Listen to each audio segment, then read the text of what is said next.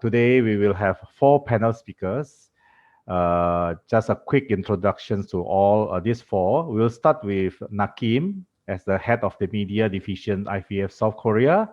Then after that, she will talk about what to consider when creating digital contents. Then followed the second one will Jeremiah Go. He is the current General Secretary of FES Singapore. He will discuss about digital pedagogy. Then after that, we'll have short break before we continue to hear Yoda Wu, building digital infrastructure to support ministry. He is co-chair of IT department, CEF Taiwan. And last but not least, we will hear from Kenneth Xiao, head of IT infrastructure of IFES Asia. He will talk about some key initiative and program updates of IFES. Okay, so without further ado, I'll pass the time to Nakim. Where are you, Nakim?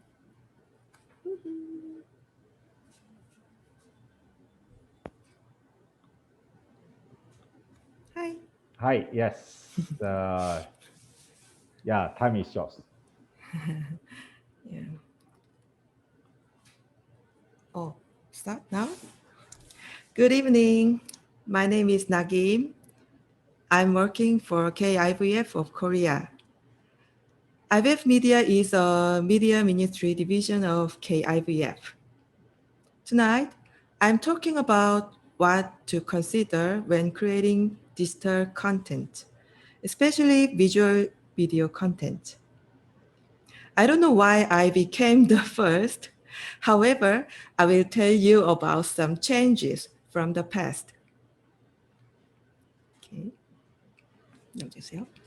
In 1999, KIVF hosted World Assembly. And the following year, KIVF started Media Ministry Division. I was admitted to university in the same year, 2000. After 20 years, IVF Media is very different from the past. Surely COVID-19 is one of the reasons. The National Student Leaders Conference was cancelled. Furthermore, gathering of 5 or more people were banned. So last year, we made a small studio in the office to start new ministries.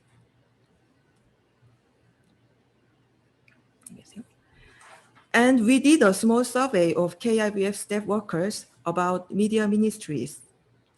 Let me show you some of the questions. One of the questions is, what is the purpose of using media content? The first response was audiovisual materials for the ministries.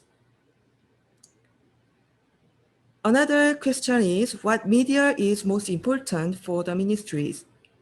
And the first response 哪种媒体对施工是很どの媒体がじゃあ一番大事か。そして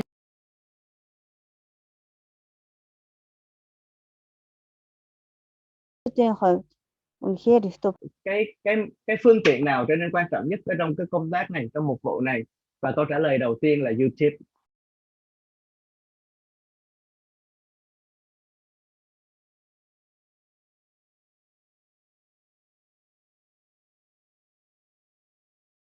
related with the topic, visual content.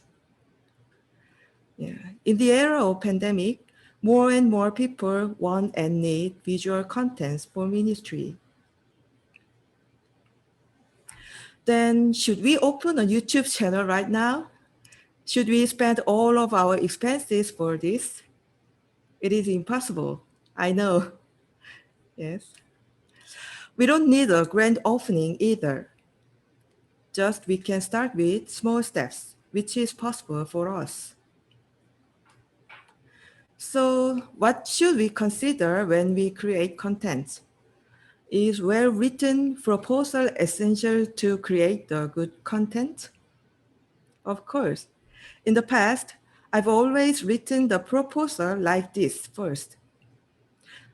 Producers or broadcasting stations do the same job. But let's think of today's video clips. A lot of YouTube videos, TikTok, Shorts, Reels, many improv and simple video clips Are these the legend of the perfect plan, perfect proposal like this? Ironically, I've experienced that. Posit là bài viết thành ca đẹp trong thưa cảm bị thị ấy là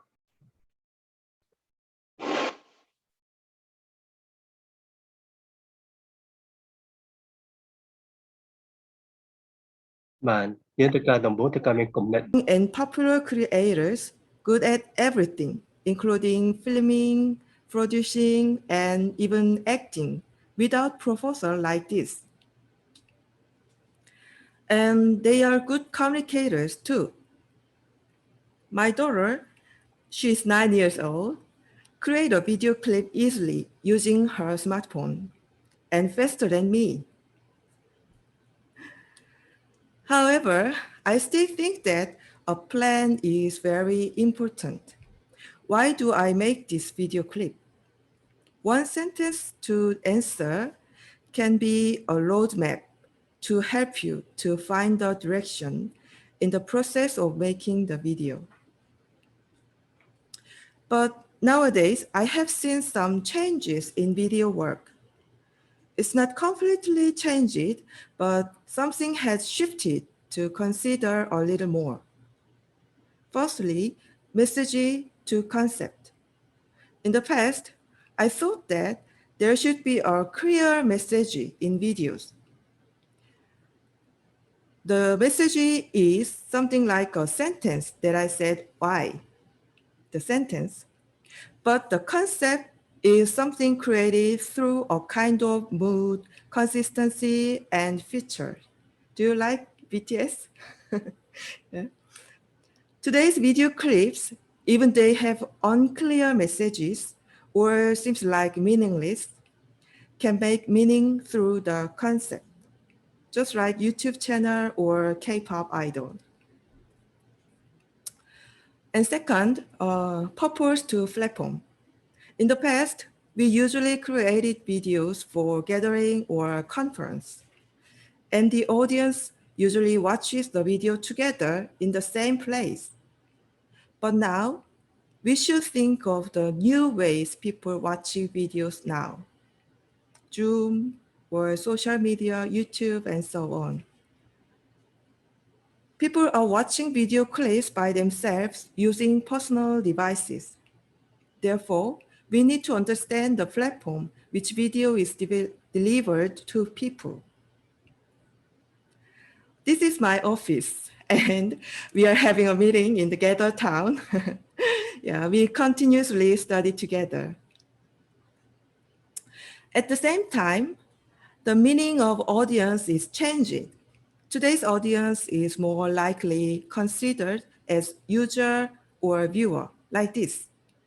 Yeah, do you like this? Yeah. Today's young people have been the consumers of visual content all their lives, and they are very familiar to visual media. So we shouldn't imagine that they would watch our Christian content in religious posture like when they go to church. Then what should we do? I believe that Jeremiah will talk about it where? Is it? Pedagogy and digital literacy are the topic that I also keep my mind on.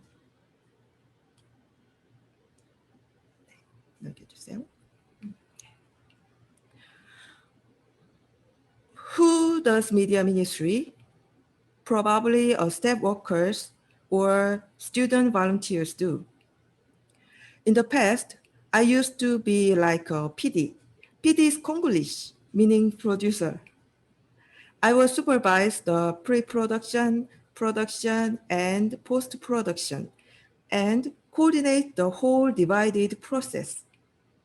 But now, as a head of Ifes Media, I am a manager and motivator to have media staff. The big projects are still done in the same way to the past, but if you want to make trendy videos with limited resources, you need to find new creative solutions.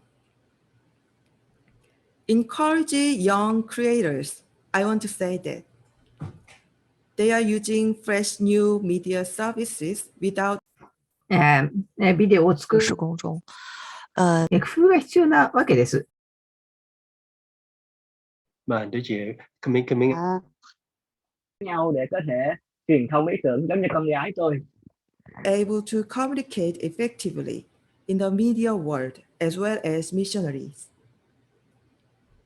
So I hope more and more young people can involve with this ministry. Now, let me show you a few examples of Ifes media.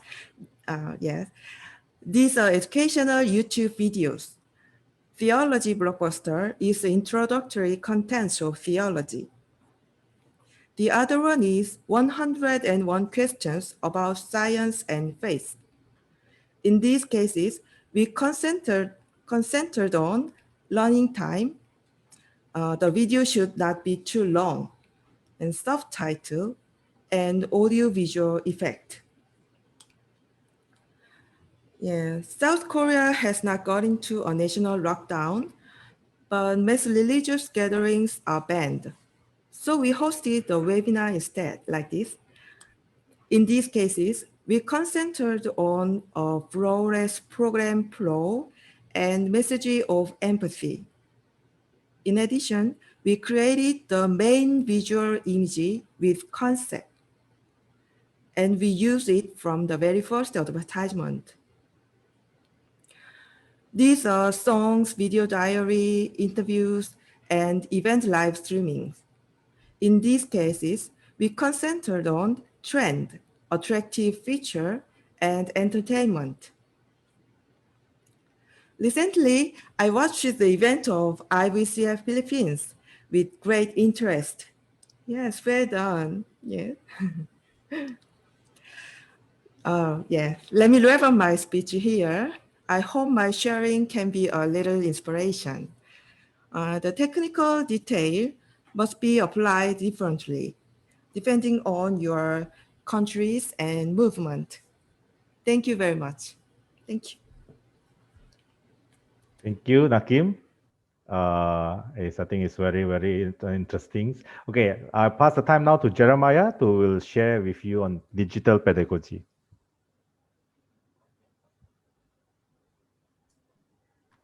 Okay.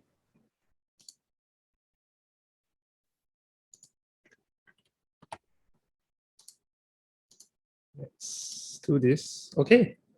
Yeah. So good evening, everyone. I am Jeremiah, the General Secretary for the FES Singapore movement. I just want to again thank also Sister Nakim for that sharing, and I hope that I can value add to especially in the way of getting us to rethink learning experiences for these digital days. And let me begin by sharing 3 pictures to illustrate white technology that I remember many of us staff workers use for ministry. Okay. First one is this, the whiteboard back in the 1980s, even a black and white picture to go along with it. And then, I don't know how many of us remember using white paper or what we call here mahjong paper, the 2000s. And to what we have today, the virtual whiteboard, Miro, for example, becoming very popular in many of our ministries in 2020. Now, I have a background in computer science and communication studies. And in simple communication theory, there is always a discussion of the content. And there is also the consumer. And then I'm interested in the communication, how content is communicated to consumers. And this is what we typically call the medium of communication. And in communication studies, we often reference a famous professor, and that is Marshall Mcluhan. Marshall Mcluhan was famous for the saying, the medium is the message. The medium is the message. Very philosophical saying. But he explained it using the story of the light bulb. The light bulb is a medium. It is a technology that is used to transmit light. Light is the message. Now, in total darkness, nobody can see anything. Okay? But when a light bulb transmits light, people will turn and move towards the light. In other words, the light bulb itself has caused a social effect. It makes people behave in a certain way. And because of this, we say that technology itself has a social effect. Now, Nicholas Carr, in his book, he argued that the internet has changed the way we think. And you have Sherry Turkle, who also argued that social media has fundamentally changed the way we talk to one another. So my question for today is actually, how has technology changed the way we learn?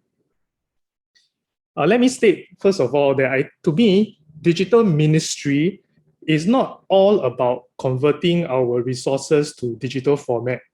It is not about having a social media account, or it's not about posting videos, constantly posting videos on YouTube. To digital ministry, this is digitization. And there's more to digital ministry than digitization. But I feel that in COVID times, it felt like digitization, we were forced to do digitization overnight. And that has caused a disturbance in many of us. It disturbed us because this rapid digitization has changed the way many of us who are surrounded by digital technologies changed the way we expect to learn. But to me, digital ministry and pedagogy is about matching the learning tools and the learning applications that we now have available, and it's about facilitating the learning experience for the modern learner. So let me introduce one framework, the SAMR framework, to have a quick way to evaluate your use of technologies for designing learning experiences. And to help give illustration, right, I will use to compare and contrast a paper quiz with Mentimeter, which allows you to do online quizzes. Okay. Now, beginning with S. S is for substitution, where you use Mentimeter to replace paper out of convenience. So students will do an online quiz instead of a paper quiz. And the result is your student is quizzed. That's good. That's what you want to achieve. We go to A. Augmentation is where Mentimeter adds value to your learning experience. So students will do an online quiz and they get immediate feedback as they answer each question. So your result is your student is quizzed but faster. We go to M. Modification is when Mentimeter creates a dynamic experience for students. Imagine your student do a quiz and the quiz will change its questions in response to how the student answers. So the result is your quiz adapts to the activity of the student. And finally, redefinition is when Mentimeter helps to give a new learning experience altogether. So students will create quizzes for each other and grade each other. The result is possibly a lot less work for the teacher and perhaps more happiness, where students learn to teach one another. Most importantly, I want to emphasize that redefinition is not the same as being high-tech. A learning experience is redefined when technology is used meaningfully to open new doors for student learning. And the focus is not about what technology you use, but how students want to learn.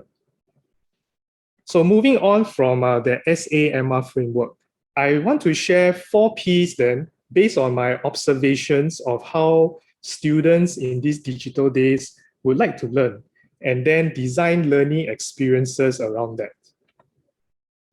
The first P is participation. Applications now allow for a lot of real-time collaboration and sharing. Perhaps a lot of us are familiar with Google Docs and with Miro. And when it's used well, it improves the engagement and active learning. Most importantly, I have found people just want to see what other people are doing. And so when everybody is together you can see them typing at the same time and talking. It encourages curiosity for everyone. And in this picture in particular, you can see collaboration happening on quite a massive scale, 175 people on a Miro.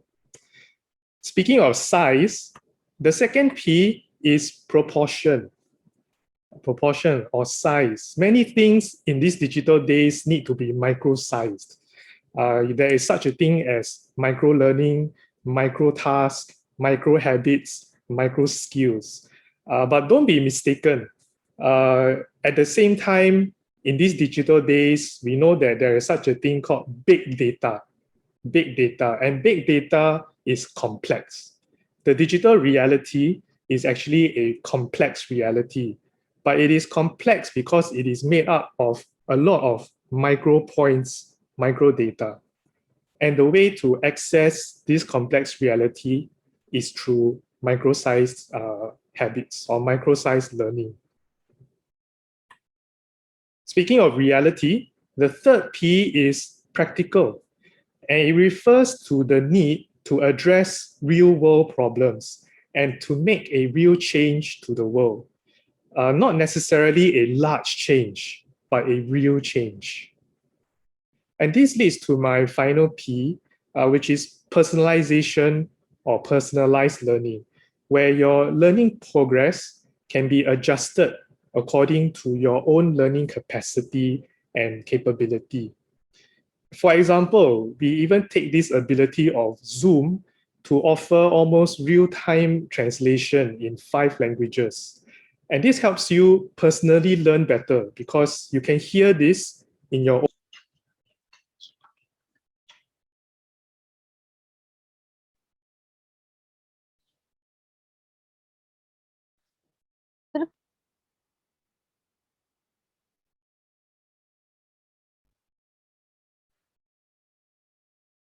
Khá là yên kếtអំពីអ្វីដែលអ្នកនោះជម្រាប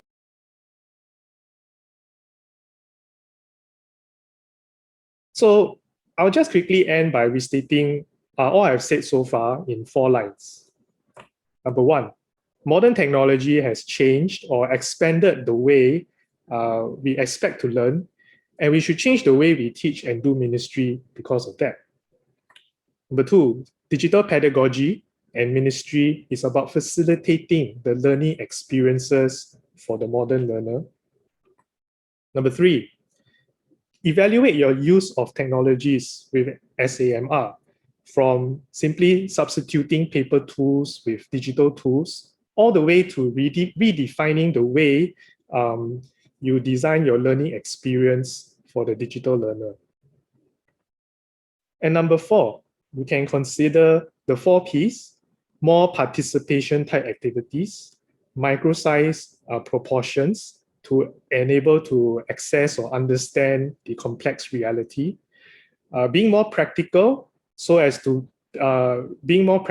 to real-world problems so as to make a real difference, and personalize for our own learning capability and capacity.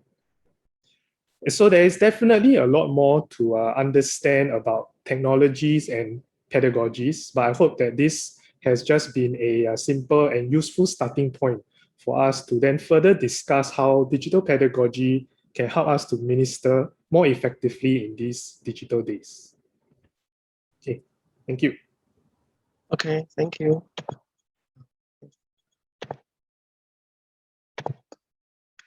Okay, greeting. សូមជម្រាបសួរខ្ញុំយូដាមកពីតៃវ៉ាន់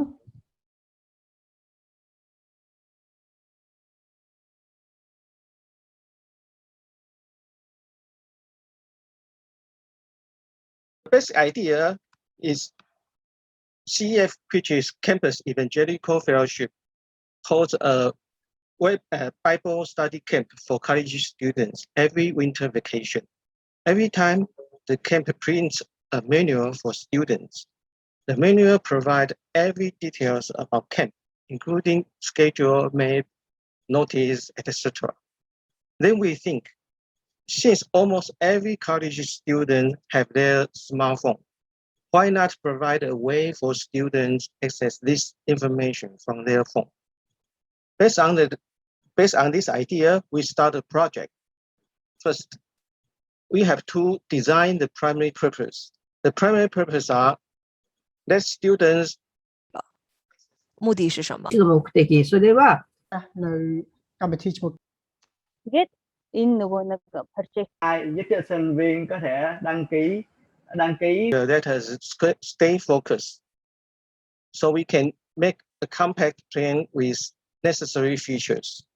Don't make a massive plan at the beginning. It will consume most resources with little repair. Since this is a project for smartphone, of course, it will be an app. In the modern time, the most famous platforms for the app are Android and iOS. Therefore, our app will support these two platforms. After we read manuals and consider the feasibility, we decide the app will provide the following 7 features. This feature provides various planned information, such as grouping information, special interest gathering schedule, exhibition informations. And this is map. If user click the right arrow, the red arrow in the right side will open Google Maps, which direct point to the specified location. And problem report and help requests. This page provides the email for help. Specified staff will answer the questions by email. Personal pages. These pages provide personal information when they are registration and allow rapid check-in. And camp schedule. This schedule, every day the schedule will automatically navigate to the right date, showing the whole day schedule. Camp announcement and smartphone push notice. And prayer requests. Provide personal prayer requests. We have a prayer team, pray for them. Okay, those 7 features are the basic functions that we expect to support the camp. As we can see, the first 3 features can be done with static web pages. But for the other features, the dynamic data accessing are required. Therefore, we need additional programming support beside the original app programming. When we are planning how to program the app, we learned the data flow of the app is very similar to browser. We describe this concept with this picture. So our concept is to embed a browser within the app. The app programming will be similar to website programming. After we test the concept is feasible, then we conclude a list of technology and staff requirements. RWD capable web page designers for web pages and user interfaces design. We recommend 2 steps. 2 of them can help each other. In order to work with programmers, they should have basic HTML, CSS coding ability. And web programmers, their works involved with front-end and back-end programming, database scripting, web page to template pages transcription. Android and iOS app programmer, administrator for public cloud services, and the web server and database server setup and maintenance. Network and security administrator. Point 2, 3, 4, 5, totally 4 programmers. their works are overlapped, not just one for each. And that's one project manager for coordinating to IT and camp operating department. This one also responsible for report to the top leader of organization. The support from top leader is the key to IT project success. Okay, now let's work. When you start working, you may face two communication challenges. First is difference between designers and programmers. Okay, they are fundamentally different. It's nothing to surprise, but they have the same goal and the same vision. So don't worry, eventually they will find a way to work each other. And that's why I request the designers should have basic HTML, CSS coding ability. Then difference between other departments. Project manager has to make department know your product. Also, the project manager needs to filter the request. If doubt, discuss with your team members before make a promise. Okay, the communication problem solved. That's really working. While you are working, 2 points should be paid attention. First is all-in-one goal is important. Maybe you think it's time for the staff to stop works, to work off. But maybe his work just entered the most important stage. He's about to make a breakthrough. Stopping now means next day he will have to go through the whole logic again. This is not only for programmers, but also for designers. Then the second, assist fellowship operation should be optional. This may sound weird for evangelical organization, but it's very important because the truth is these two works have almost the same loading. This request may let your staff work under distraction. Okay, let's finalize. The alpha test, at this stage, the major participants are your team members. Major problems should be discovered at this stage. Then the beta test, you may recruit some staffs, not just from your department, to help test the product, collecting the bugs and fix them. These bugs should be minor. After testing all the functions and fixing all discovered bugs, now you can release the app. Okay, congratulations, your team just finished a challenge. But just like building a fellowship, finished building is just another beginning. Okay, may the Holy Spirit be with us always. Thank you all. Thank you, Yoda. Yeah, I think Yoda's presentations is sharing about how to build apps for camp. It's pretty technical, but I think for those who knows programming like NF, I think it should be very easy. Okay, so we go for the last but not least. Actually, is Kenneth Chow. He will share more about the updates on the IFES programs.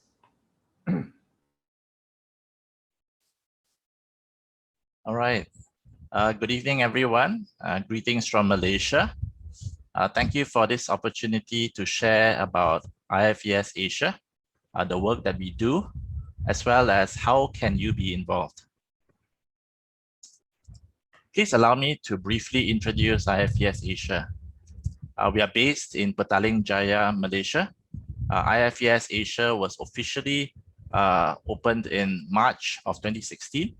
As the International Services Asia Office for IFES. 也是，然后我们是 IFES 的国際事務局 ទៅលើការ innovation ហើយនឹងប្រព័ន្ធ IT សម្រាប់ Ngu Logistics.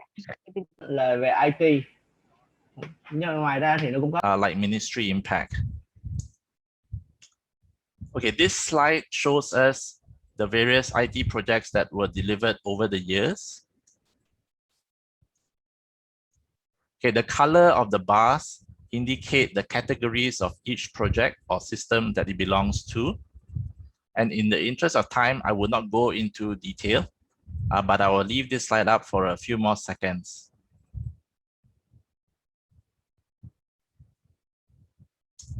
Okay, I'll jump straight to what are some of the IT initiatives that you can be involved in. Okay, firstly, we have an e-learning platform that was launched in 2017 to provide online learning to the fellowship. Since then, the e-learning platform has grown in content and the number of users from around the world. New courses are added every year, and all course content were developed internally by ministry staff. So you can see in point number 3 here, here are the list of ministries that have developed course content for this e-learning platform. Okay, so when the pandemic hit, we really thank God for having this platform as it allowed us to convert some of our face-to-face trainings to online trainings. We also found that enrollment were higher during this time of pandemic. Okay, the courses in our e-learning platform are actually open to national movement staff, students, graduates, faculty members, donors, and supporters of IFES. And you can actually enroll by going to the URL that's on this slide. You can browse the courses that are available, and you can sign up for the courses that interest you. Okay, the second application that I would like to feature is our event management system. This system was originally built in 2019 for our quadrennial event, World Assembly. This system is capable of handling participant registration, online fee payment, transportation and accommodation planning, reporting, etc. Over the last 1 year, this system has been enhanced further, and we are offering out this system to regional teams as well as national movements who may have used to set up and run their own events. Ifes Europe is now using this system to run their Revive conference.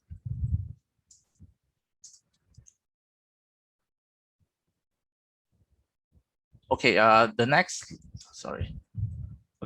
the last IT initiative I would like to highlight is our upcoming online communities platform, which we call Ifes Connect.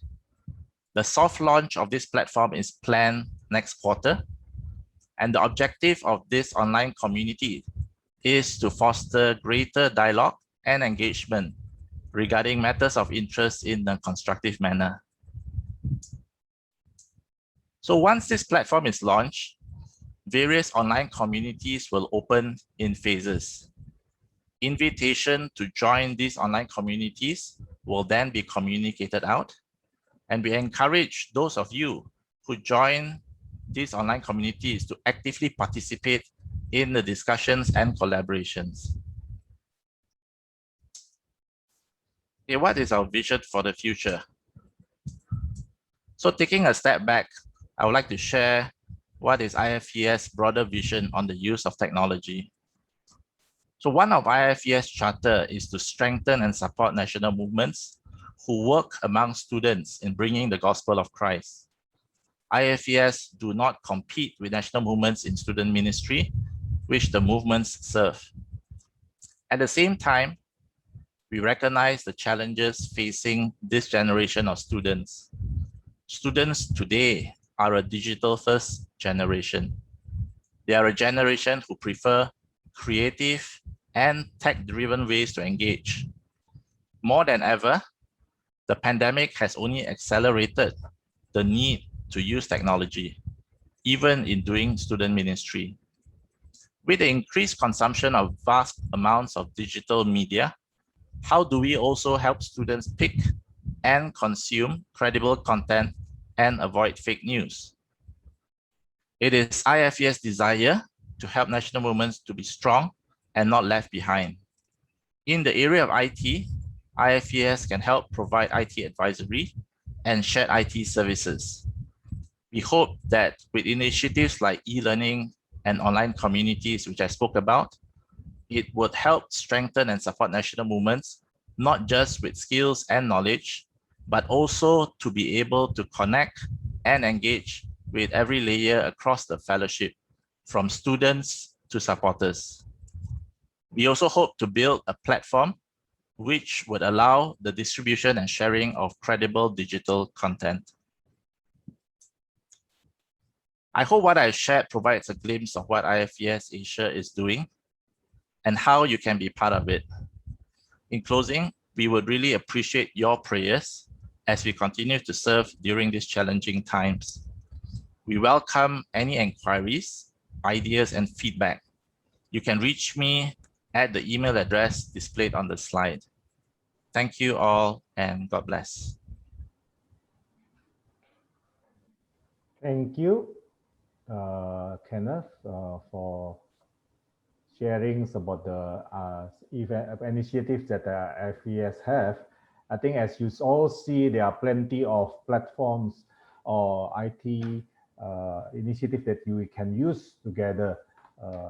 So we will go for Q&A. Okay, let us start. Okay, seems the most popular questions is this. There are 11 people voted for this.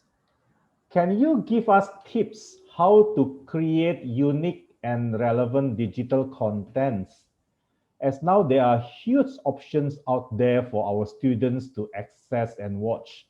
How the CF can create contents that can compete with Netflix, YouTubers, TikToks, how to create that. So maybe these questions for Nakim or maybe Jeremiah want to add on also. Okay, I will put Jong Ho as in the spotlight as well, because Jong Ho will help Nakim to translate. Thank you, Jong Ho. You're welcome, Nakim. Jeremiah, you first? No, no, me? Yeah, I was hoping. How do you decide what is a good project to start working on?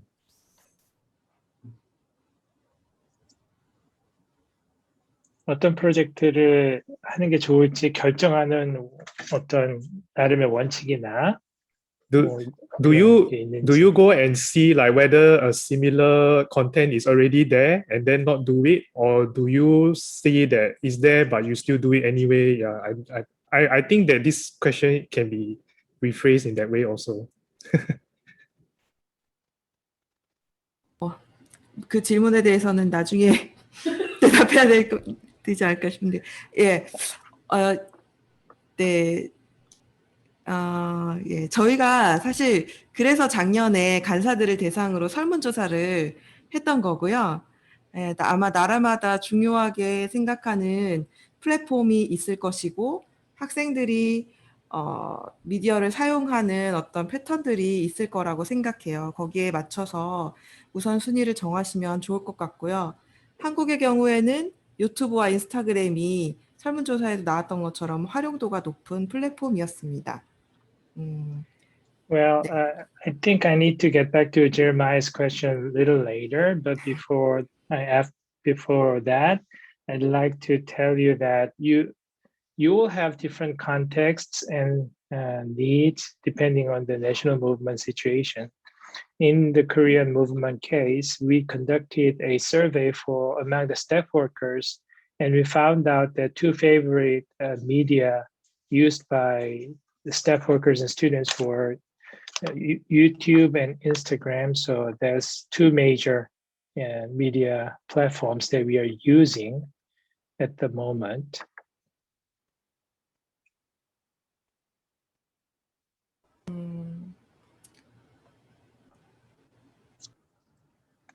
Okay, Nakim, any more?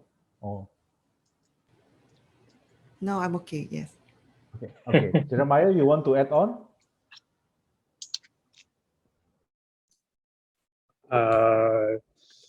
Yeah, I agree with Nakim. Your context is very different, and that does affect what kind of content you want to create. I think I will start off by saying, in my discussions with some seminary professors, for example, he shares with me his struggle. 比如说我跟有一个 Singapore seminary, how do you compete now online with other more famous professors, more famous seminaries who are offering their courses online? And he has said that he had to redefine his role or shift his role from a creator to become more of a curator. A curator, meaning that there's a lot of content there, and he has to, like a museum person, you collect things that you want to have discussion about and use that to form a curriculum and have discussions over it. And you do more criticism, critiquing work. Criticism not in the bad form, criticism in meaning like, okay, you have this and you have this. These two talk about something similar and yet it's different. What is the difference and what are the similarities? So you do more contrast, compare, and critiquing work, and also curation work. Yeah, I'll just use one tip in that way. Yes, I think the chat also saying that from Charlie say content creator and content curator. Yeah. So we don't necessarily have to create content, but we also can curate content. Okay, thank you. If there are more questions about this, I think later I will let you know. You can join the group, so actually we can further discuss. But let's go to the second questions. This one may be more for Kenneth or Yoda. I am from pioneering movement. We do not have many staff or financial means to set up our own IT system like what you explained. Any advice what we can do or what the minimum thing that we can do?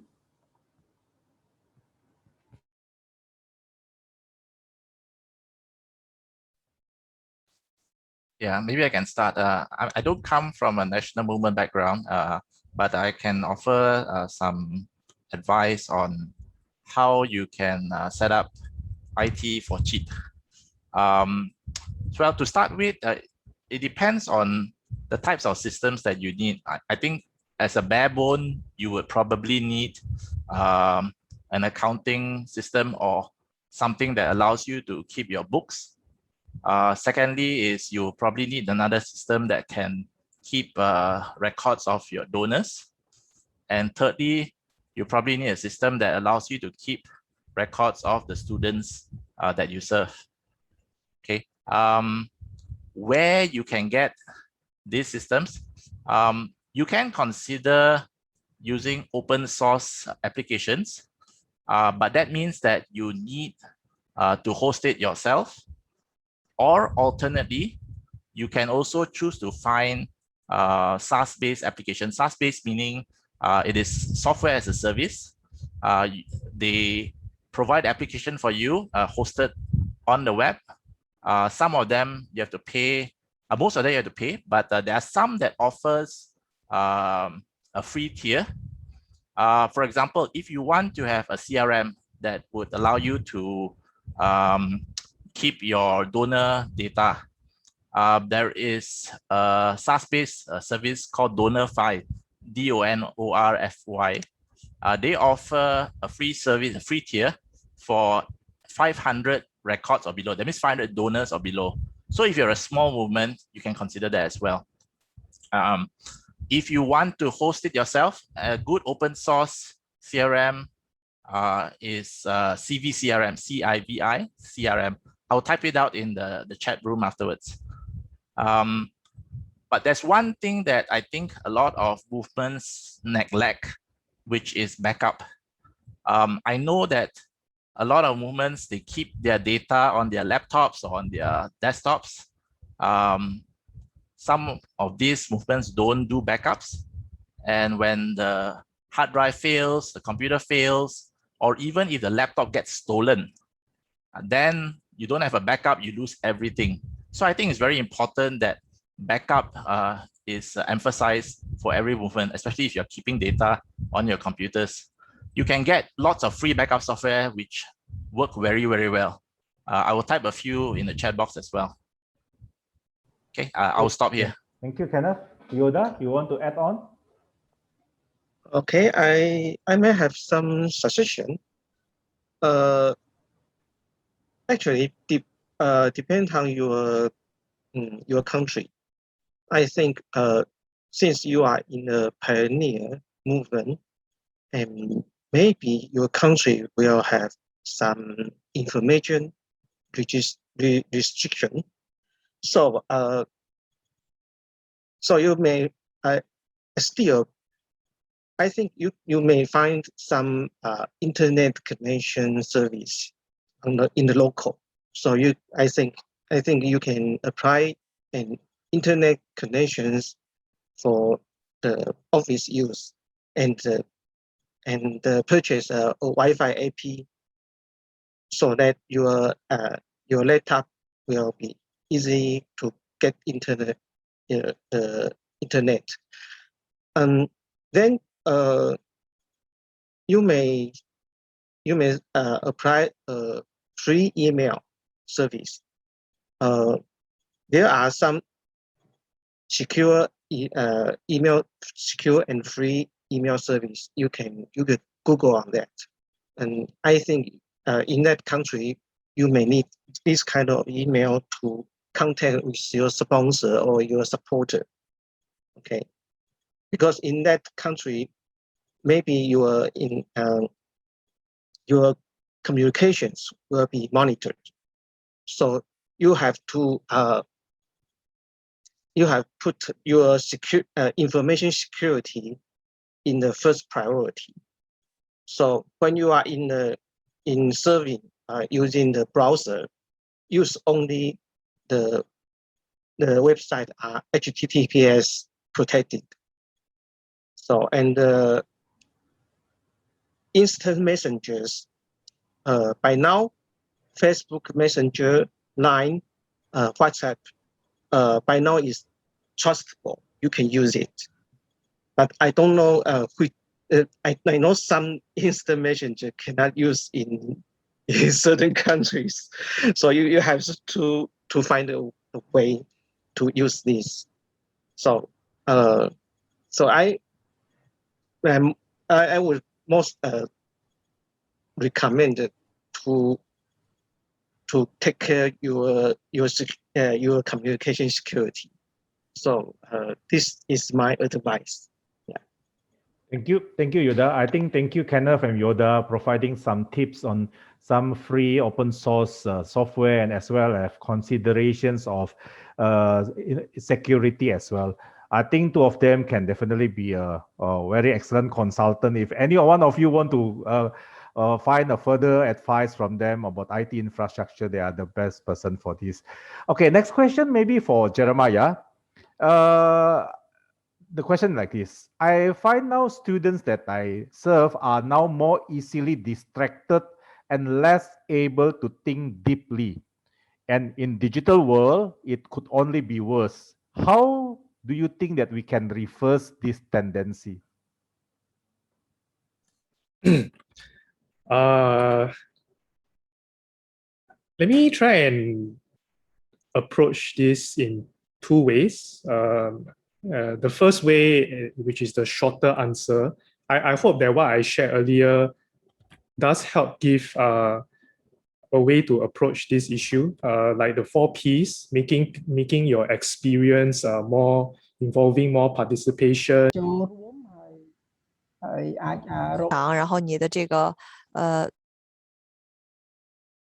maybe that can help reduce distraction, perhaps. So that is my shorter answer.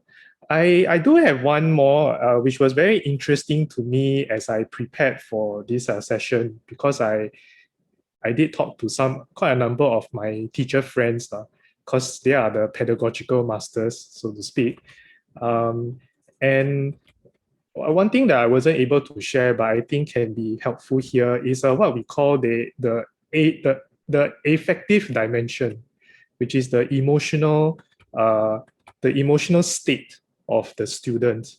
And that is something that one of my teacher friends say, regardless of any age you're in, right? Digital age, technology age, non-digital age, the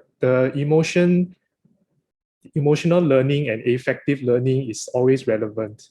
What it means is this: it means that the happier your student, the more he or she will want to learn. The more interested he or she is in the topic, the more he or she will want to learn. So how do you get that person interested? What is the motivation? And from there, right, you can understand this will become complex and we can't deal with it here. But I will just briefly say that there are a lot of factors that contribute to how the student feels, and the feeling affects the motivation to learn. And based on one workshop that I did before with EARC last year, right, where we did ministering well heard, we've discovered how much a lot of people nowadays are really hurt, especially in a relational sense. And so, yeah, when people are not well or not feeling well, not happy, it might contribute to the distractions and the lack of motivation. But anyway, yeah, that's what I will. Thank you, Maria. So in order to make your students to be more, to have more concentration or less distracted, is treat them ice cream, treat them chocolates, so they are happier and they will definitely be focused more. Okay. Anyway, that's no, that's a kidding one. I think what Jeremiah means is deeper than that. Okay. Next question, actually for Nakim. Nakim, can you explain more what you mean when you present concept just now? Okay. 예, 컨셉은 일종의 어떻게 보면은 마케팅이나 브랜딩에서도 사용되는 개념인데요. 개념이 영어로 하면 컨셉인데 앞에 말했던 것처럼 어떤 통일된 분위기나 지속적인 어떤 디자인 뭐 이런 것들을 의미하고요. 제가 어떤 로고라든지 메인 컬러, 캐릭터 이런 것들이 있으면 아무래도 컨텐츠를 만들 때 고민을 덜 하게 되고, 또 보는 사람이 같은 아이덴티티를 가진 콘텐츠구나를 알아차릴 수 있겠죠. 예, 그게 제가 말한 컨셉이라고 할 수 있을 것 같습니다.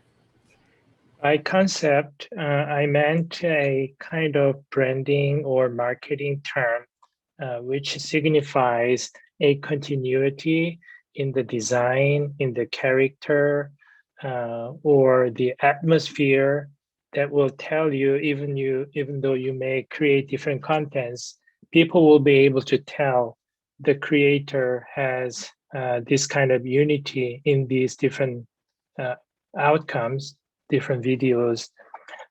So this is what you want to use as a kind of foundation to deliver your contents more easily with some kind of unity based in these different contents.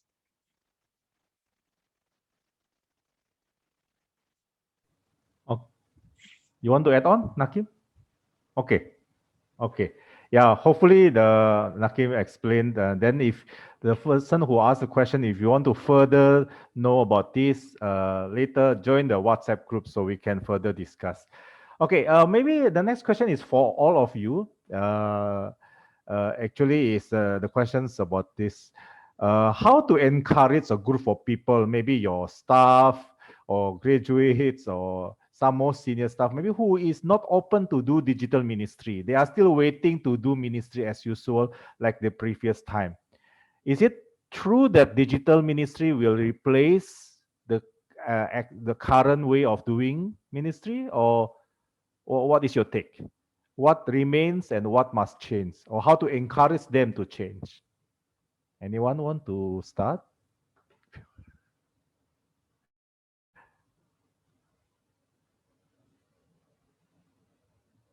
In your experience, yeah, how to encourage people to embrace digital ministry?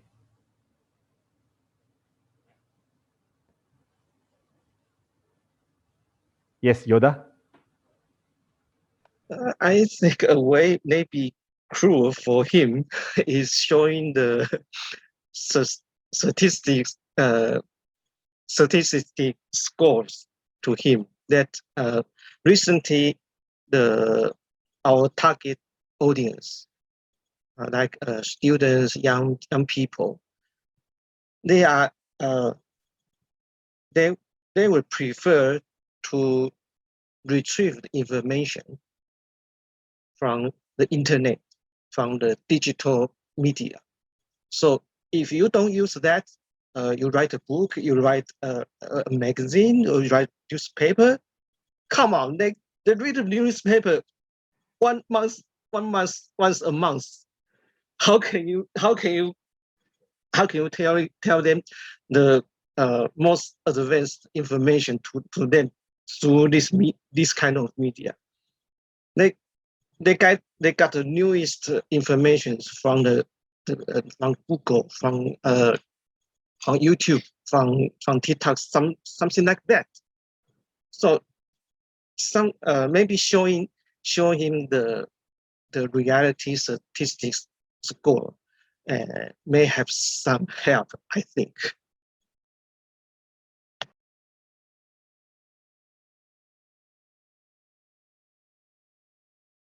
제가 해도 될까요? Yes, I am. Yes. 작년만 하더라도 한국은 계속 온라인 모임을 했는데 올해 들어서 이-러닝에 대한 피로도 그리고 실제 관계에 대한 니즈가 있다는 이유로 조금씩 이제 모임들을 하고자 하는 움직임들이 있어요. 물론 대면적인 관계는 기독교 공동체에 있어서 굉장히 중요한 부분이고 저도 그걸 인정하는 바입니다. 그런데 지금 청소년들은 저희 딸 9살짜리 저희 딸의 예를 봐도 인생 거의 대부분이 미디어 세상에서 이루어지고 있어요. 그래서 케네스가 말한 것처럼 미디어 퍼스트 제너레이션인데 아마 지금 대학생들이 졸업하고 이 새로운 세대들이 대학생이 되면 아마 전혀 다른 양상의 커뮤니케이션이 일어날 거라고 생각합니다. 예, 그래서 지금 미디어는 굉장히 개인화되어 있고 굉장히 파편화되어 있기 때문에 오히려 역설적으로 굉장히 소통이 어려운 그런 모습들을 보여주고 있습니다. 그래서 그것을 뛰어넘는 사역을 하려면 네, 미디어 사역 굉장히 중요하다고 말씀드리고 싶습니다. 네. Last year, Korea IVF has been trying hard to provide as many online opportunities as possible, e-learning opportunities. But over time, people began to feel fatigue, online fatigue. And also there was a growing need or longing for face-to-face interactions and relationships. So there are more now who are trying to meet people face-to-face. But I believe if the current university generation graduate from the university, the next generation, including my own daughter, 9-year-old daughter, who are truly digital natives, online first generation, when they become university students, their way of communication will be quite different even from now, because their life is actually spent most of the time in the digital world. So they will be very different generation compared to now. And the problem I see is that many of their communication is fragmented, individualized. So even with these means of communication, there is no communication or relationship being built in this digital communication world. I think that's where we need to work on as Christians. Okay. Well, thank you, Jongho. It's amazing. You can memorize all those points. Very good. Okay. The next questions maybe for related to this, but more on. I put it here in because it's quite long. I combined two questions into one. How do we balance virality or popularity with the meaningfulness or educational need of ministry content? Are there frameworks or resources on how students can be more discerning in choosing credible digital resources? Okay, maybe Jeremiah wants to try to answer these questions. These are it's difficult because the virality, popularity doesn't always go together with meaningfulness and education. Very rarely do educational things become popular. And also at the same time, popularity and viralness is not something you control. It controls on other people sharing it. So I mean, at this point, it's a bit hard to say whether this is something to balance. I think it's more important to first be clear on the purpose. What content are you creating and why? And focus on that instead of whether it will become popular or not. And I think within that four, I think meaningfulness is actually really the one that would be the best thing to consider when designing your experience or content. Are there frameworks on how students can be more discerning? This is a question we ask ourselves even in the Singapore movement. I think one of the things that I can say, right, is that we are supposed to have the WhatsApp group or things or continuing discussions after this, right? And I think actually that is the best platform to actually discuss this and to develop it for ourselves, because our different contexts are all different, and so how we then discern and choose can heavily depend on those contexts. Thank you. Naya, any others want to add on? Yeah, I think it's a big questions to answer in 2 or 3 minutes. Okay, never mind, we move on. I think this is a specific question for Kenneth. Kenneth, regarding the Ifes Connect that you presented just now, how does this Connect position itself and differentiate itself from other social medias like Facebook or Instagrams, but yet seek a long-term active participant to engage? Okay, so I mentioned that the soft launch is supposed to happen next quarter. We are trying to target around the end of July. When we begin, we want to launch a community for international student ministry. But in months to come, we will open up for other ministries.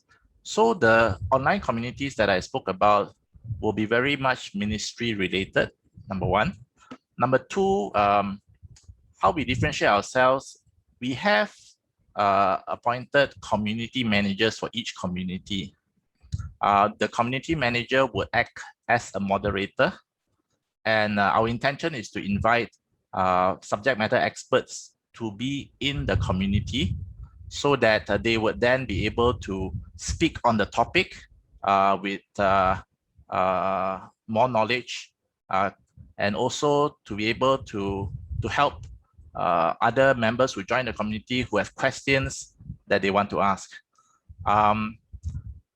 With the community managers that we appoint to moderate the communities, it gives us the opportunity to allow topics that, for example, Facebook may censor. I don't know whether you noticed this. Facebook, if you discuss some topic which Facebook deems to be against their policies, they would just cut you off. So with this community manager, we will play that part, but of course we will allow topics that are related to ministry, topics related to your faith, and also probably difficult topics as well. But that differentiates us from the other social medias that are out there, the public ones. Okay, thank you, Kenneth. I think because of time, this is maybe the last question. Miss, can be a few of you answer the questions, or maybe just okay. Yeah. If a movement is based on digital ministry, moving forward, but then there will be lack of physical and social interactions. But so will this affect the fellowship or the bonding among members? Or the other similar questions, can deep discipleship still happen in digital world? What is your take? Can the digital content provide discipleship for the students? Can the IT infrastructures also contribute to a deep discipleships? Or can the digital pedagogy help the discipleships or for the students? So anyone want to start answering this first?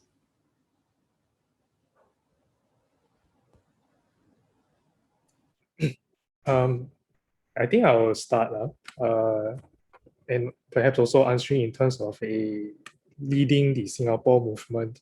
And I also hope that from my sharing, you can get that my approach to digital ministry, right, is not just about moving things online or embracing technology or applications. To me, that is more like digitization.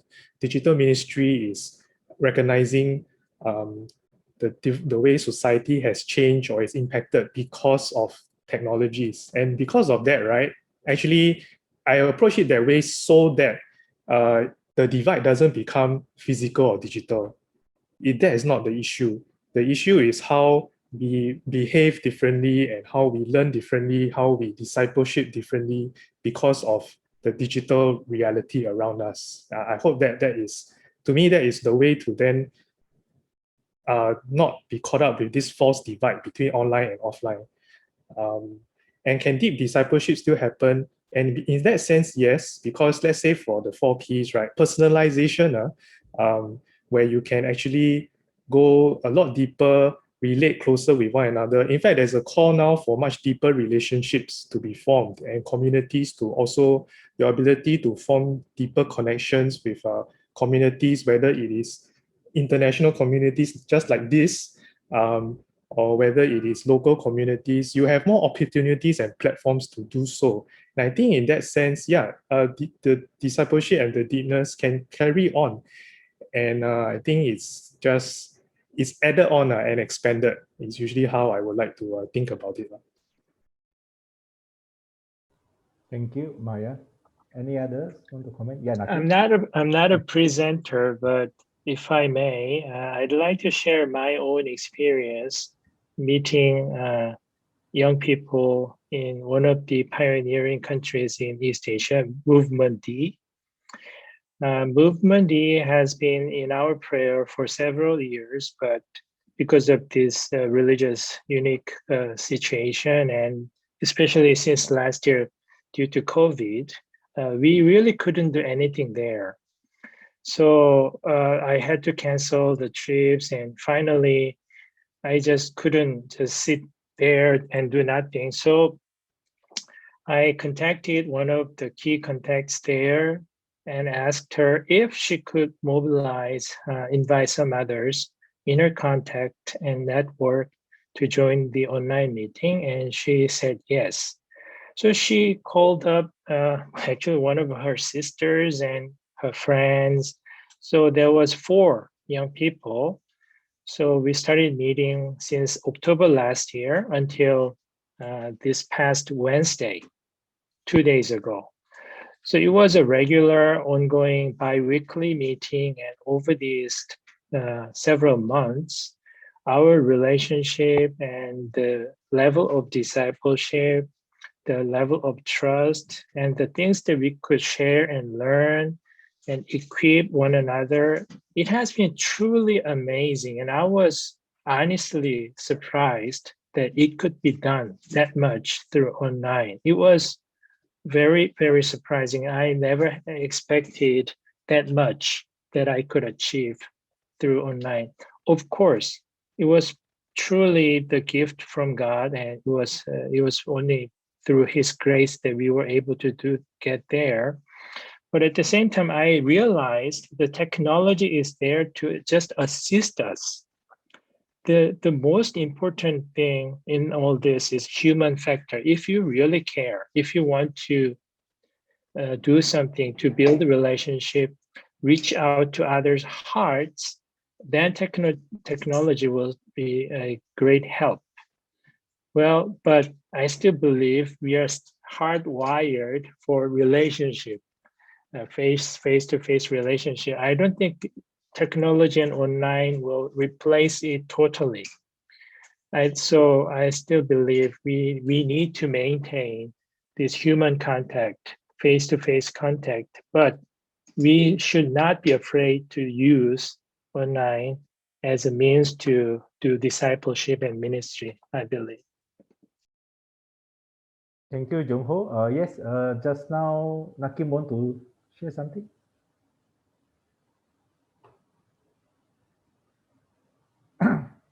Or Yoda or Ken? Nakim? 네, 저도 종호님이 말씀하신 것처럼 지난번 겨울 웨비나 때 굉장히 마음이 뜨거워지고 함께 눈물을 흘렸던 그런 경험들이 생각났다고 전해주세요. As I was listening to Jungho's sharing, I was reminded of the last winter webinar where we could all had a warmed heart and we could cry together. It was a very meaningful time. So this can happen in the online meeting too. Okay. Yoda or Kenneth, you want to add on? Just final notes? No? I think, yeah, I agree with what Jung-ho said. Technology is just an enabler. I also agree that we can show empathy and have that human factor displayed even through online meetings. I've experienced that myself when I meet with my other church friends. And yeah, although it's more difficult, I admit, but over time, trust can be built, relationships can be strengthened, and yeah, I think in some sense, we just have to work harder to make it work. That's all. Okay. Thanks. Thank you. Thank you very much for the panel speakers for all your thought, your sharing of experience, your expertise. I think there are plenty of answers has been provided, but definitely there are a lot of questions are still there. So I think is let us give first a round of applause and appreciation to all the panel speakers. You can use the virtual clap, or you can say thank you in the group chat. Lastly, before we close, there are several announcements.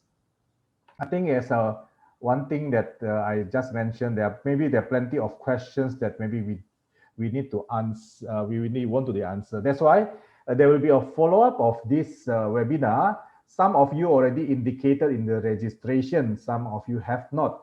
But there will be 3 groups. At the moment, we choose WhatsApp groups. Actually, inside the groups, we later I will share you more on the goals.